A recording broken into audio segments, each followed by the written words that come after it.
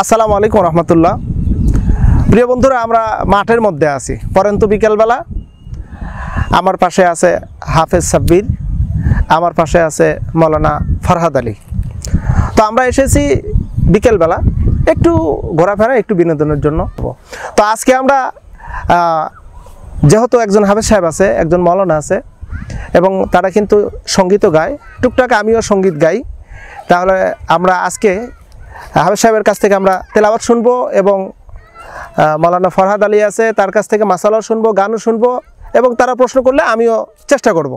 তো আমরা প্রথমেই হাফেজ সাব্বির আহমদের কাছে আমরা একটু কোরআন তেলাওয়াত শুনবো ছোট্ট আকারে। যদি আপনাদের ভালো লাগে অবশ্যই দোয়া করবেন ইনশাল্লাহ। তো সাব্বির, আমরা একটু দর্শকদেরকে কোরআন তেলাওয়াত শোনাতে চাচ্ছি। এখন আপনাদের সামনে তেলাওয়াত করছেন হাফেজ সাব্বির আহমেদ। أعوذ بالله من الشيطان الرجيم. بسم الله الرحمن الرحيم. قالوا ادع لنا ربك يبين لنا ما هي. قال إنه يقول إنها بقرة لا فارض ولا بكر عوان بين ذلك فافعلوا ما تؤمرون. قالوا ادع لنا ربك يبين لنا ما لونها. قال إنه يقول إنها بقرة صفراء فاقع لونها تسر الناظرين.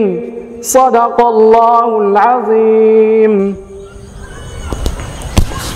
এবার শুকরিয়া, জাযাকাল্লাহ। এবার আমরা ফরহাদুজ্জামানের কাছ থেকে একটি ইসলামী গান শুনব। সেটি হামদ অথবা নাত হতে পারে, তবে এনি চয়েস দিলে তো পারবেই। তো আমরা একটু তাকে একটি প্রশ্ন করি, প্রশ্নের মাধ্যম দিয়ে জানতে চাচ্ছি। মানে একটি গানের শব্দ বললাম, ইসলামী গানের শব্দ, সেটা হামদ হতে পারে, নাত হতে পারে। যদিও প্রশ্ন করা যায়, বলা যাবে তো ইনশাআল্লাহ? আচ্ছা, ঠিক আছে। তাহলে আমরা একটি শব্দ, যে শব্দটা সহজে যাতে মানে গানটা না আসতে পারে এরকম একটি গান আমরা শুনবো। শব্দটি হলো মন। ইসলামী গান হতে হবে।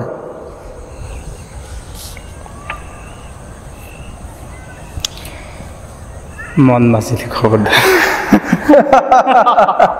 বিষয়টা হলো যে একদম ইজিলি হলো যে মন, এটি একটি কমন শব্দ এবং এ দিয়ে ইসলামী গান অসংখ্য আছে। আমারই মনের মাঝে পেয়েছি যে বেদনা। এবার দ্বিতীয় নম্বর প্রশ্ন হলো যে শব্দটি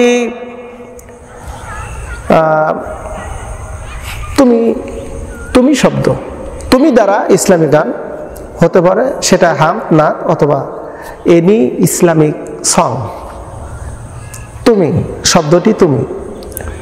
তুমি কত সুন্দর, কি করে বোঝাই, কোন ভাষা পাই না খুঁজে, তোমার তুলনা তুমি নিজে, তোমার তুলনা তুমি নিজে। শুকরিয়া, জাযাকাল্লাহ। যেহেতু মানে আমরা বেশি শুনবো না, এক লাইন করে শুনলে আমাদের অনেক হয়ে যাবে।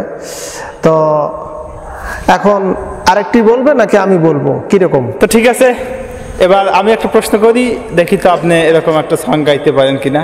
জি। তো আমার প্রশ্ন হচ্ছে রাসূল, রাসূল দিয়ে আপনাকে একটা হামদ হতে পারে, নাত হতে পারে, এটা উপস্থাপন করবেন। আচ্ছা আচ্ছা, ঠিক আছে। তার আগে আমার একটা প্রশ্ন হলো যে রাসূল শব্দটা আমি বললাম, কিন্তু এটা আমার নিজের লেখা হবে নাকি গাওয়া হয়? যে কোনো আর কি, নিজের লেখা হোক বা আচ্ছা আচ্ছা আচ্ছা, ঠিক আছে।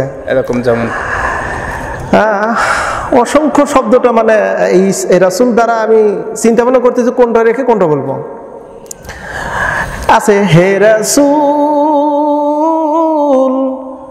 বুঝি না আমি রাসূল তোমায় ভালোবেসে দিব জীবন খানি, যেমন করে জীবন দিল হামজা খালিদ। রাসূল তোমায় ভালোবেসে দিব জীবন খানি, যেমন করে জীবন দিল হামজা খালিদ। প্রিয় বন্ধুরা, পরন্ত বিকেলবেলার সন্ধ্যা ঘনিয়ে আসতেছে।